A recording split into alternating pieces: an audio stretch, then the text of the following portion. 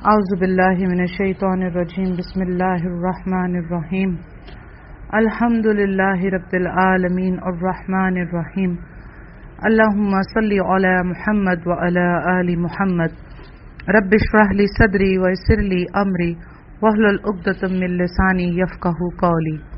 السلام علیکم ورحمۃ اللہ وبرکاتہ۔ پچھلی دفعہ ہم نے آیت نمبر 62 تک تفسیر کی تھی۔ بیسکلی ترجمہ 64 تک آیا تھا، تو وہ ایک دو آیات آگے پیچھے ہو جائیں گی، اس سے کوئی فرق نہیں پڑتا۔ ترجمہ 64 آیات تک آیا تھا، تو اب تفسیر میں ہم 63 سے شروع کر رہے ہیں، تو 63 64 سب کور ہو جائیں گی انشاءاللہ تعالی۔ آیت نمبر 63 ہے سورہ بقرہ کی۔ اور جب ہم نے تم سے وعدہ لیا اور تم پر طور پہاڑ لا کھڑا کر دیا اور کہا جو ہم نے تمہیں دیا ہے اسے مضبوطی سے تھام لو اور جو کچھ اس میں ہے اسے یاد کرو تاکہ تم بچ سکو۔ اچھا، جیسا کہ میں نے آپ کو بتایا پہلے بنی اسرائیل کیا کیا کرتے رہے، کتنے کتنے معجزے آتے رہے اور یہ اس کا انکار کرتے رہے، پھر بھی اللہ تعالیٰ نے انہیں معاف کرتے رہے۔ حضرت موسیٰ علیہ السلام بھی ان کے لیے معافی کی دعا مانگتے رہے اور اللہ ان کو معاف کرتے رہے۔ اچھا، جب یہ اللہ تعالیٰ نے کہا اور جب ہم نے تم سے وعدہ لیا اور تم پر طور پہاڑ کھڑا کر دیا، تو جب توریت کے احکام کے متعلق یہود نے شرارت سے کہا کہ ہم سے تو ان احکام پر عمل نہیں ہو سکے گا، تو اللہ تعالیٰ نے طور پہاڑ کو سائبان کی طرح ان کے اوپر کر دیا، جس کی وجہ سے یہ ڈر گئے اور پھر انہوں نے عمل کرنے کا وعدہ کر لیا۔ تو یہاں پر اس آیت سے یہی مراد ہے کہ اور تم پر طور پہاڑ لا کھڑا کر دیا، تو یہ ڈر گئے۔ جب پہاڑ ان کے اوپر سائبان کی طرح آنا شروع ہو گیا تو یہ ڈر گئے اور انہوں نے پھر وعدہ کر لیا۔ تو اللہ تعالیٰ نے فرمایا اسے مضبوطی سے تھام لو اور جو کچھ اس میں ہے اسے یاد کرو تاکہ تم بچ سکو، یعنی جو ہدایت ہم نے تمہیں توریت میں نازل کی ہے اس کو مضبوطی سے پکڑ لو تاکہ تمہاری مغفرت ہو جائے۔ پھر آیت نمبر 64 میں اللہ تعالیٰ فرما رہے ہیں لیکن تم اس کے بعد بھی پھر گئے، پھر اللہ تعالیٰ کا فضل اور اس کی رحمت تم پر نہ ہوتی تو تم نقصان والے ہو جاتے۔ اب اس آیت میں یہ پتا چل رہا ہے کہ پھر بھی یہ ان معجزوں کے بعد بھی پھر اپنی پٹڑی سے نیچے اتر جاتے تھے۔ پھر اللہ تعالیٰ فرما رہے ہیں کہ اگر میرا فضل اور رحمت تم پر نہ ہوتی نا تو تم ایسے عذاب میں مبتلا کر دیے جاتے کہ جس سے کبھی نہ نکل سکتے اور اسی عذاب میں جہنم رسید ہو جاتے۔ پھر آیت نمبر 65 میں اللہ تعالیٰ فرماتے ہیں اور یقیناً تمہیں ان لوگوں کا بھی علم ہے جو تم میں سے ہفتے کے بارے میں حد سے بڑھ گئے اور ہم نے بھی کہہ دیا کہ تم ذلیل بندر ہو جاؤ۔ اچھا، یہ ایک معاملہ تھا، جیسے مسلمانوں کے لیے جمعے کا دن بہت تعظیم والا دن ہے اور یہاں تک کہ حدیث میں اسے نبی صلی اللہ علیہ وسلم نے عید کے دن سے بھی مشابہ کیا کہ مسلمانوں کے لیے جمعے کا دن وہ جو ہے عید کا دن ہے۔ لیکن اس بات کا بھی خیال رکھیں کہ جمعے کی مبارکباد دینا صحابہ کرام سے اور نبی صلی اللہ علیہ وسلم سے ثابت نہیں ہے، اس لیے جو لوگ جمعے کے دن کی مبارکباد دیتے ہیں وہ صحیح نہیں ہے، بدعت ہے۔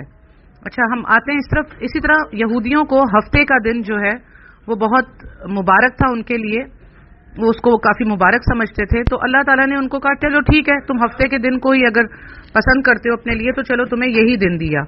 تو اس دن تم اب ان کی یہاں پر اللہ تعالیٰ نے آزمائش کرنی تھی، تو ہفتے کے دن یہودیوں کو مچھلی کا شکار کرنے سے اللہ نے منع فرمایا کہ تم اگر اس دن کو واقعی اپنے لیے مبارک سمجھتے ہو تو پھر اس دن جو ہے نا اپنے وہ کاروبار اور دنیاوی مال متاع کی فکر مت کیا کرو، اس دن کو بس میرا ذکر کیا کرو، خاص کر لو اس دن کو۔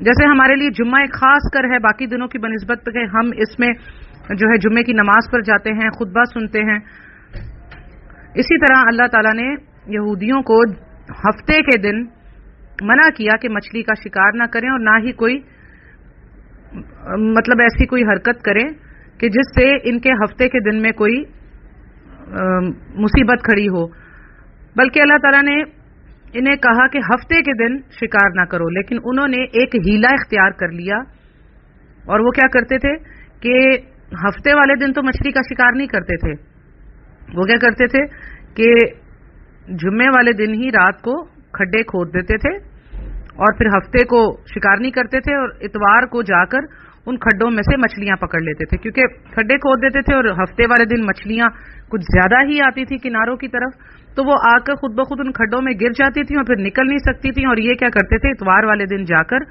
مچھلیاں نکال لیتے تھے۔ تو انہوں نے یہ ایک ہیلا پکڑا کہ اچھا ٹھیک ہے، ہفتے والے دن ہم شکار تو نہیں کر رہے، لیکن ہم کیا کریں گے، ہم اتوار والے دن جا کر نکال کے لے آئیں گے۔ اور ایسے ہی بہت ہیلے اور وسیلے آج کل ہم مسلمان امہ میں خاص کر کچھ علماء حضرات بھی کرتے ہیں کہ اگر یہ بات سے منع فرمایا ہے تو اس کا کوئی دوسرا حل نکال کے اس حرام کردہ چیز کو حلال کر لیتے ہیں۔ اس سے امت مسلمہ کو بچنا چاہیے۔ آیت نمبر 65 میں ہے، اور یقیناً تمہیں ان لوگوں کا بھی، اچھا یہ تو ہم نے پڑھ لیا۔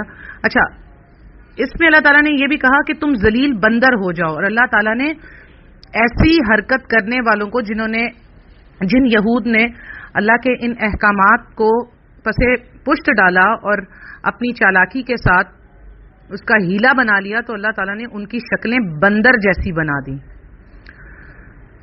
آیت نمبر 66 میں اللہ فرماتے ہیں، اسے ہم نے اگلے پچھلوں کے لیے عبرت کا سبب بنا دیا اور پرہیزگاروں کے لیے واعظ و نصیحت۔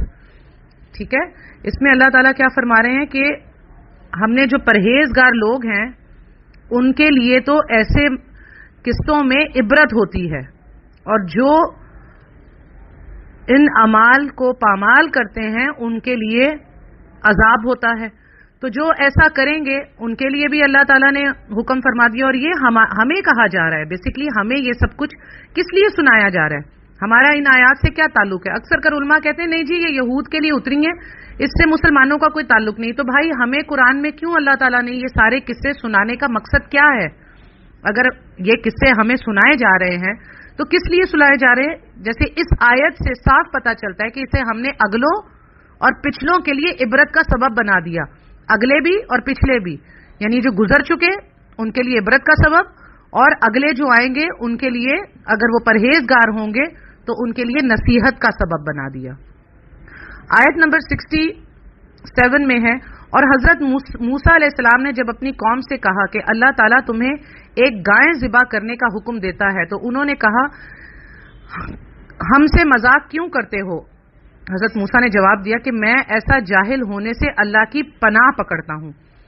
اچھا یہ معاملہ ہے کہ یہاں پر ایک قصہ ہوا ایسا کہ بنی اسرائیل میں ایک مالدار آدمی تھا جس کا صرف ایک ہی وارث اس کا بھتیجا تھا۔ ایک رات اس بھتیجے نے اپنے چچا کو قتل کر کے لاش کسی اور آدمی کے دروازے پر ڈال دی۔ تو صبح جب ہوئی تو لوگوں میں شور مچا اور قاتل کی تلاش میں ایک دوسرے کے اوپر الزام تراشی کرنے لگے۔ بالآخر بات جو ہے وہ حضرت موسیٰ علیہ السلام تک پہنچی تو انہوں نے ایک گائے ذبح کرنے کا حکم ہوا ان کو، کیونکہ حضرت موسیٰ علیہ السلام نے ظاہری بات ہے جب قصہ سنا تو انہوں نے اللہ تعالیٰ سے بات کی، اللہ تعالیٰ سے دعا کی کہ یا اللہ یہ کیا معاملہ ہے۔ تو اس پہ اللہ تعالیٰ نے حضرت موسیٰ علیہ السلام کو وحی کی کہ انہیں کہیں کہ ایک گائے ذبح کریں، اور گائے کو ذبح کر کے گائے کے جسم کا ایک ٹکڑا جو ہے گوشت کا وہ مقتول کو ماریں۔ ٹھیک ہے نا، مقتول کو مارنے کا کہا گیا۔ تو اب گائے ذبح کرنے کا جب حکم دیا حضرت موسیٰ علیہ السلام نے ان کو، تو وہ آگے سے کیونکہ وہ تھے تو شریر ہی ہمیشہ سے، ہم لوگ کتنی آیتیں پیچھے سے پڑھتے ہوئے آ رہے ہیں کہ ان کے لیے اللہ تعالیٰ نے کتنی نعمتیں عطا فرمائیں، اور پھر بھی وہ کیا کرتے تھے آگے سے ایسی ہی اللہ تعالیٰ کے حکموں کو پامال کرتے تھے۔ یہاں پہ بھی کہنے لگے ہم سے کیوں مذاق کرتے ہو؟ تو حضرت موسیٰ نے کہا کہ میں جاہل ہونے سے اللہ کی پناہ پکڑتا ہوں۔ پھر آیت نمبر 68 میں ہے کہ انہوں نے کہا موسیٰ دعا کیجئے کہ اللہ ہمارے لیے اس کی ماہیت بیان کر دے۔ تو حضرت موسیٰ علیہ السلام نے فرمایا سنو، وہ گائے نہ تو بالکل بڑھیا ہو نہ بچہ، بلکہ درمیانی عمر کی نوجوان ہو، اب جو تمہیں حکم دیا گیا ہے بجا لاؤ۔ انہوں نے پوچھا حضرت موسیٰ علیہ السلام سے کہ بھی کیسی ہو؟ تو آپ سے حضرت موسیٰ علیہ السلام نے فرما دیا کہ دیکھو نہ تو وہ بالکل بڑھیا ہو نہ بچی ہو، بلکہ درمیانی عمر کی ہو، جوان ہو، تو جاؤ جو تمہیں کہا ہے نا وہ کر لو۔ اب کیا ہوتا کہ اگر وہ عقل مند ہوتے تو وہ بس ایک جا کے درمیانی عمر کی کوئی بھی گائیں لے آتے، لیکن کیا بال کی کھال اکھاڑنے کا بعض لوگوں کو شوق ہوتا ہے تو وہ مزید بات پوچھتے ہیں. ایسے ہمارے ہاں مسلم بھی جو ہیں وہ کوئی بات جس کا تعلق قرآن اور حدیث سے اور آخرت سے کوئی اس کا تعلق نہیں ہوتا تو ان باتوں کو بھی فضول میں پوچھنے کی اور ان کے آیات متشابہات میں گھسنے کی کوشش کرتے ہیں جس کا کوئی تک نہیں بنتا. تو کیا ہوتا ہے کہ وہ اپنے اوپر ہی حجت قائم کروا لیتے ہیں اللہ کے سامنے اپنے ہی خلاف. تو کیا فضول سوالات نہیں کرنے چاہیے کہ جن کا تعلق آپ کے عقیدے کے ساتھ نہ ہو، یا آپ سے قبر میں نہیں پوچھا جانا، یا قیامت کے دن حشر میں نہیں پوچھا جانا، تو وہ ان چیزوں کے پیچھے نہیں پڑنا چاہیے. لیکن انہوں نے کیا کیا کہ نہیں جی ہمیں بتائیں جی وہ کیسی ہو. تو حضرت موسیٰ نے کہا کہ درمیانی عمر کی ایک گائے آپ ذبح کر لو اور جاؤ، جو حکم اللہ نے دیا ہے بس وہ کر لو. پھر بھی وہ کہنے لگے، آیت نمبر 69 میں پھر وہ کہنے لگے دعا کیجئے اللہ تعالیٰ بیان کرے کہ اس کا رنگ کیا ہے. تو حضرت موسیٰ نے فرمایا کہ وہ اللہ فرماتا ہے کہ وہ گائے زرد رنگ کی ہو، چمکیلی کلر کی ہو اور دیکھنے والوں کو بھلا لگے، اس کا رنگ ایسا ہونا چاہیے. تو اس پر انہوں نے پھر پوچھا. دیکھیں اب یہاں پر پھر پوچھ رہے نا کہ جبکہ حضرت موسیٰ نے کہہ دیا کہ بھئی ایک درمیانی عمر کی گائے لو اور ذبح کر دو، جاؤ بس بھئی یہی حکم دیا ہے. پھر بھی آ کر پوچھا کہ نہیں وہ یہ بتا دیں کہ اس کا رنگ کیسا ہو. تو پھر حضرت موسیٰ نے بتا دیا کہ بھئی زرد رنگ کی ہو، دیکھنے والوں کو اس کا رنگ بھلا لگے. پھر آیت نمبر 70 میں آتا ہے وہ کہنے لگے کہ اپنے رب سے دعا کیجئے کہ ہمیں اس کی مزید تفصیل بتلائے. اس قسم کی گائیں تو بہت ساری ہیں، پتہ نہیں چلتا، اگر اللہ نے چاہا تو ہم ہدایت والے ہو جائیں گے. اب اس کے باوجود بھی آ کر کہنے لگے کہ ایسے تو زرد رنگ کی بھی بہت ساری گائیں ہیں، تو آپ جو ہے ہمیں مزید بتائیں کہ اور بھی اس کی کچھ نشانیاں اللہ ہمیں جو ہے وہ بیان کر دے. تو پھر حضرت موسیٰ علیہ السلام نے کہا کہ اللہ کا فرمان ہے کہ وہ گائیں کام کرنے والی، زمین میں ہل جوتنے والی اور کھیتوں کو پانی پلانے والی نہیں ہو، وہ تندرست اور بے داغ ہو. ٹھیک ہے. انہوں نے کہا اب آپ نے حق واضح کر دیا، گو وہ حکم برداری کے قریب نہ تھے لیکن اسے مانا اور وہ گائیں ذبح کر دی. اب کیا کیا؟ تو حضرت موسیٰ نے جب دیکھا کہ اب یہ اتنی زیادہ باتیں اور مزید پوچھ رہے ہیں کہ اتنا کچھ بتا دیا اور پھر بھی کہہ رہے ہیں سب گائیں ہمیں ایک جیسی لگتی ہیں تو ہمیں بتا دیں، تو پھر حضرت موسیٰ نے اللہ سے پھر رجوع کیا. تو اللہ نے پھر فرمایا کہ بھائی ان کو کہہ دو وہ گائیں کام کرنے والی نہ ہو. اب اللہ تعالیٰ نے اور مشکل احکامات ڈال دیے ان پہ.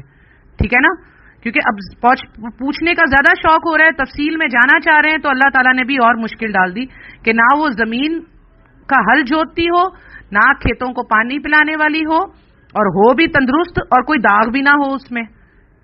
تو پھر انہوں نے کہا کہ اب وہ سمجھ گئے تھے کہ اب اتنی مشکل پڑ گئی ہے اور کچھ پوچھیں گے تو اب یہ والی گائیں تو ڈھونڈنا بڑی مشکل ہو جائے گی، اور کچھ پوچھیں گے تو اب چپ کر کے یہاں سے نکل جائیں اور ڈھونڈے جا کے. حالانکہ وہ یہ کام کرنا نہیں چاہتے تھے، لیکن پھر بھی انہوں نے جا کے ایسی گائے کو ڈھونڈا اور پھر وہ گائیں ذبح کر دی. آیت نمبر 72 میں ہے جب تم نے ایک شخص کو قتل کر ڈالا، اس میں اختلاف کرنے لگے اور تمہاری پوشیدگی کو اللہ تعالیٰ ظاہر کرنے والا تھا. اچھا اب کیا ہوا کہ جب وہ گائے کو ذبح کیا تو حضرت موسیٰ علیہ السلام نے گائے کا گوشت کا ایک ٹکڑا جو ہے وہ جس کو قتل کیا تھا اس کو لٹایا ہوا تھا، اور اس کو جب وہ گائے کا ٹکڑا مارا تو وہ اٹھ کر بیٹھ گیا، دوبارہ زندہ اللہ نے اسے کر دیا. اور جو یہ اس میں اختلاف کر رہے تھے اور جو چھپا رہے تھے کہ قاتل کون ہے، اللہ تعالیٰ نے اس پوشیدہ بات کو سب پر ظاہر کر دیا. قتل کا راز اللہ نے فاش کر دیا کہ کیونکہ وہ قتل جو ہے وہ اسی بھتیجے نے کیا تھا اپنے چچا کا، مال کی خاطر، جو کہ اس نے کسی اور آدمی کے دروازے پر ڈال دیا تھا. تو وہ چچا جو ہے جھیک اٹھتا ہے اور اپنے بھتیجے کی طرف اشارہ کرتا ہے، کیونکہ وہ بھی اسی وقت ان لوگوں میں کھڑا ہوا ہوتا ہے، اور اشارہ کرتا ہے کہ اس نے مجھے قتل کیا. تو اللہ تعالیٰ یہ راز کھول دیتا ہے. اس بھتیجے نے تو وہ قتل رات کی تاریکی میں لوگوں سے چھپ کر کیا تھا. تو یہاں سے ہمیں کیا پتا چلتا ہے کہ نیکی یا بدی ہم چھپ کر بھی کریں گے تو وہ اللہ کے علم میں ہے نا، اور اللہ تعالیٰ اسے لوگوں پر ظاہر کرنے کی قدرت بھی رکھتا ہے. اس لیے خلوت ہو یا جلوت ہر وقت اور ہر جگہ اچھے ہی کام کرنے چاہیے، تاکہ اگر اللہ کسی وقت بھی ہمارے ان اعمال کو ظاہر کر دے تو ہمیں لوگوں میں شرمندگی نہ ہو بلکہ ہمارے وقار میں اضافہ ہی ہو. بدی کتنی بھی چھپ کر کیوں نہ کی جائے، اس کے فاش ہونے کا ہمیشہ امکان ہوتا ہے. یا جھوٹ کبھی بھی بول لو، 10 دفعہ چھپا کر بھی بول لو تو وہ کبھی نہ کبھی 10 سال بعد بھی کھل کر سامنے آ جاتا ہے، جس سے انسان شرمندہ ہو جاتا ہے اور ذلیل اور رسوا بھی ہو جاتا ہے. آیت نمبر 73 میں ہے کہ ہم نے کہا اس گائے کا ایک ٹکڑا مقتول کے جسم پر لگا دو، وہ جی اٹھے گا. اسی طرح اللہ مردوں کو زندہ کر کے تمہیں تمہاری عقل مندی کے لیے اپنی نشانیاں دکھاتا ہے. اچھا اب کیا، جب جیسے میں نے آپ کو بتایا حضرت موسیٰ علیہ السلام نے گائے کا وہ ٹکڑا مقتول کے جسم پر یوں مارا تو وہ اٹھ گیا اور اس نے مقتول جو قاتل تھا اس کی طرف نشاندہی کر دی. اور اس سے جو مقصود تھا اللہ کا، کیونکہ اس وقت یہ لوگ یہود جو ہیں وہ آخرت میں جی اٹھنے کا انکار کرنا شروع ہو گئے تھے. ان میں ایک ایسا فرقہ سرگرم ہو چکا تھا جو آخرت میں زندہ ہونے کو جھٹلانا شروع کر چکا تھا. تو اس پر اللہ تعالیٰ نے یہ نشانی ظاہر کر دی کہ تم لوگوں کو مارنے کے بعد اللہ دوبارہ زندہ کرنے کی طاقت رکھتا ہے اور یہ اس کے لیے بہت آسان ہے. تو تمہاری عقل مندی کے لیے اپنی نشانیاں دکھاتا ہے. تو اللہ تعالیٰ نے یہ بھی بتا دیا کہ تم جب بھی مرو تمہیں قیامت کے دن میں اسی طرح دوبارہ زندہ اٹھا لوں گا. آیت نمبر 74 ہے، پھر اس کے بعد تمہارے دل پتھر جیسے بلکہ اس سے بھی زیادہ سخت ہو گئے. بعض پتھروں سے تو نہریں بہہ نکلتی ہیں اور بعض پھٹ جاتے ہیں اور ان سے پانی نکل آتا ہے، اور بعض اللہ تعالیٰ کے ڈر سے گر پڑتے ہیں اور تم اللہ تعالیٰ کو اپنے اعمال سے غافل نہ جانو. اچھا اگر آپ لوگوں کا کبھی اتفاق ہو کہیں ناردرن ایریا وغیرہ جانے کا، جیسے کہ پہاڑی علاقے ہوتے ہیں، ناران ہے، کاغان ہے، ہمارا گلگت بلتستان ہے، ہمارا چترال ہے، اگر آپ کا یہاں جانا ہوگا تو آپ دیکھو گے کہ اکثر کر لینڈ سلائیڈنگ ہوتی ہے. کہ لینڈ سلائیڈنگ کیا ہوتی ہے کہ جی لینڈ سلائیڈ ہو گئی، اپنی جگہ سے ہٹ گئی تو پتھر اوپر سے پھر گرتے ہیں. تو کیا اللہ تعالیٰ فرما رہے ہیں کہ اللہ تعالیٰ کے ڈر سے تو پتھر بھی گر پڑتے ہیں اور بعض پتھروں سے تو نہریں بہہ نکلتی ہیں. یہ آپ قدرت کی یہ جو نظارے ہیں، یہ آپ کبھی ٹور پر جائیں، ایسے جگہ پر جائیں ناردرن ایریاز میں جو میں نے آپ کو بیان کی، تو آپ کو یہ والی آیت ہزاروں جگہ پوری ہوتی ہوئی نظر آئے گی. ٹھیک ہے نا. کئی جگہ ہم لوگ کبھی جاتے ہیں تو ہم کھڑے رہتے ہیں آدھا گھنٹہ، 15 منٹ، لینڈ سلائیڈ ہو رہی ہوتی ہے اور پتھر سلائیڈ ہو کر نیچے گر رہے ہوتے ہیں، تو روک دیتے ہیں ٹریفک کو تاکہ پھر وہ پتھر جو ہیں سائڈ سے ہٹائے جائیں اور پھر ٹریفک رواں ہوتی ہے.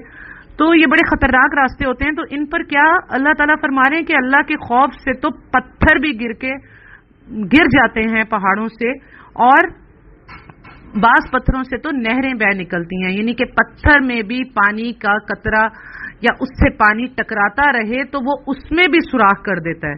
لیکن انسان کے دل ایسے ہیں کہ وہ اللہ کے خوف سے نہیں ڈرتے. ہم نے آیت نمبر 74 تک تفسیر کر لی ہے. الحمدللہ جو بات میں نے حق کی کہی اللہ تعالیٰ وہ ہمارے دلوں میں راسخ کر دے، اور اللہ تعالیٰ ہمیں قرآن پڑھنے کی، اس کا ترجمہ سمجھنے کی، اس کی تفسیر سمجھنے کی اور احادیث کو صحیح طرح سمجھ کر پڑھنے کی توفیق عطا فرمائے. اللہ تعالیٰ ہمیں قرآن اور احادیث سے ہدایت لینے والا بنائے، نہ کہ گمراہ ہو جانے والا. اور اللہ تعالیٰ ہمیں ہماری آخرت، ہماری زندگی، ہماری موت ایمان پر فرمائے. آمین ثم آمین یا رب العالمین.